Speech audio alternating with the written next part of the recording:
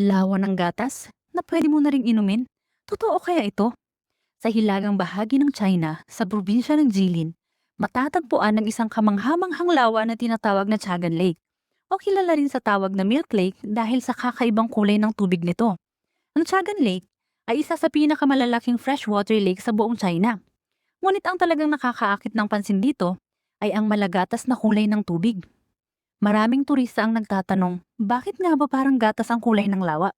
Ang sekreto dito ay nasa natural na komposisyon ng lupa at tubig.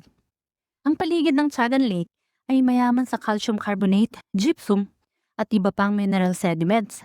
Habang tumatama ang sikat ng araw sa tubig, ang mga mineral na ito ay nagbibigay ng reflection at scattering ng liwanag. Dahilan kung kaya nagbumukhang maputi, malabo, at parang gatas ang tubig. At dahil nga naging tourist attraction ito, nag-install ang government ng Milk from a Tap, kung saan may faucet kung saan sila pwedeng makainom ng totoong gatas.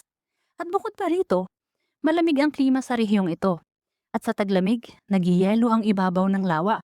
Habang unti-unti itong natutunaw sa tagsibol, nahahalo ang mga mineral at yelo sa tubig. Kaya lalo pang lumalabo at nagiging milky ang kulay nito. Bukod sa natural nitong ganda, ang Chagan Lake ay kilala rin sa Winter Fishing Festival, isang tradisyon na umaabot na ng daang-daang taon.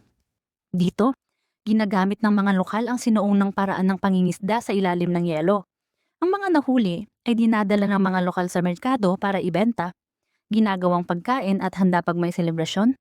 Ang ilan ay pinipreserve sa pamamagitan ng yelo o tradisyonal na pamamaraan upang mapanatiling sariwa at ang lasa nito ay masarap.